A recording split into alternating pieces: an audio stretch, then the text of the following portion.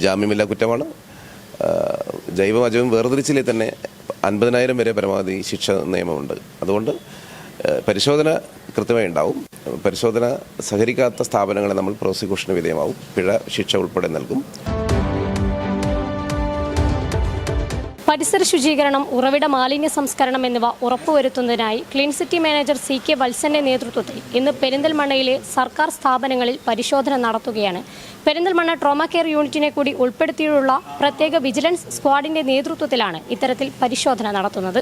മാലിന്യ സംസ്കരണ രംഗത്ത് മുൻപന്തിയിൽ നിൽക്കുന്ന പെരിന്തൽമണ്ണ നഗരസഭയിലെ സർക്കാർ സ്ഥാപനങ്ങൾ ഉൾപ്പെടെയുള്ള വിവിധ സ്ഥാപനങ്ങളിലും വീടുകളിലും മാലിന്യ സംസ്കരണം കൃത്യമായി നടപ്പിലാക്കുന്നുണ്ടോ എന്ന് ഉറപ്പുവരുത്തുന്നതിനായാണ് നഗരസഭ ക്ലീൻ സിറ്റി മാനേജർ CK വത്സന്റെ നേതൃത്വത്തിൽ പെരിന്തൽമണ്ണ ട്രോമ കെയറിനെയും ഉൾപ്പെടുത്തി സർക്കാർ മാർഗനിർദ്ദേശപ്രകാരം നിർമ്മിച്ച വിജിലൻസ് സ്ക്വാഡ് പരിശോധന നടത്തുന്നത്.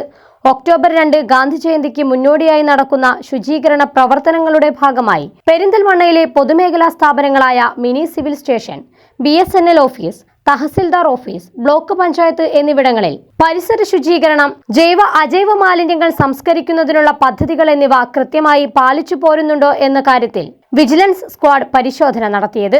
നഗരത്തിലെവിടെയും അലക്ഷ്യമായി മാലിന്യങ്ങൾ വലിച്ചെറിയാൻ പാടില്ലെന്നും ഒക്ടോബർ 2 അജൈവ മാലിന്യങ്ങൾ ശേഖരിച്ച് ഹരിത കർമ്മസേനയ്ക്ക് കൈമാറി മാലിന്യമുക്ത നവകേരളത്തിന്റെ ഭാഗമായി മാറുക എന്നതാണ് ഇതിന്റെ ലക്ഷ്യമെന്നും clean city manager CK Valsan പറഞ്ഞു. ഒക്ടോബർ 2 തന്നെ എല്ലാ അജൈവ മാലിന്യങ്ങളും ശേഖരിച്ചുകൊണ്ട് ഹരിത കർമ്മസേനയെ കൈമാറി നമ്മൾ മാലിന്യമുക്തം നവകേരളത്തിൻ്റെ ക്യാമ്പയിൻ്റെ ഭാഗമായിട്ട് മാറുക, സീറോ വേസ്റ്റ് പ്രദേശമായി ഓഫീസായി മാറുക, അതോടൊപ്പം തന്നെ ജൈവ മാലിന്യങ്ങൾ ഉറവിടത്തിൽ സംസ്കരിക്കുക, മാലിന്യങ്ങൾ വലിച്ചെറിയാത്തൊരു സ്ഥലമായിട്ട് ഒരു നഗരമായി മാറ്റിയെടുക്കുകയാണ് ഞങ്ങൾ ഈ സ്ക്വാഡിൻ്റെ ഉദ്ദേശ ലക്ഷ്യം. പൊതുവെ ഇന്നത്തെ പരിശോധനയിൽ എല്ലാ ഓഫീസുകളും ഇതിൽ പൂർണ്ണമായിട്ടും സഹകരിക്കുന്നതിന്, പ്രത്യേകിച്ച് ബഹുമാന്യ തഹസാർ അതുപോലെ തന്നെ എല്ലാ ഓഫീസ് മേധാവികളും ഉറപ്പ് തന്നിട്ടുണ്ട്.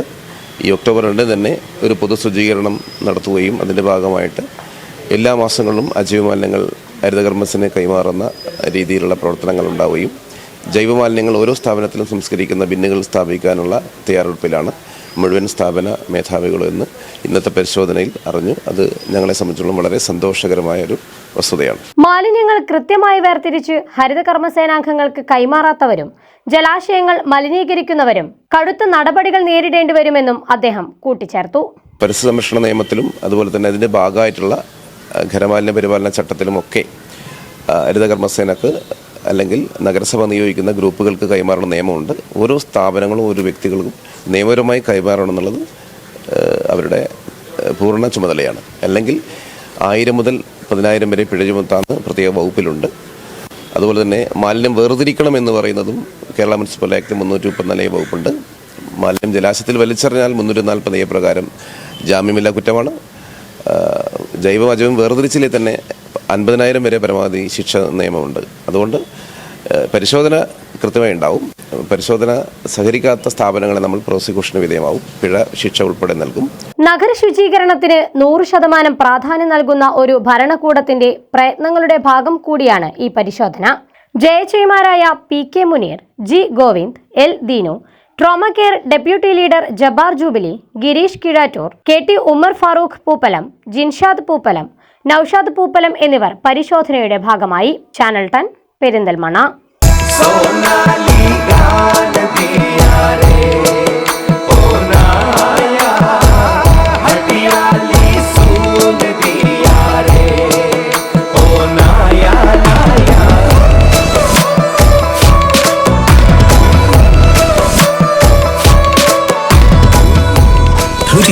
Years of sparkling legacy.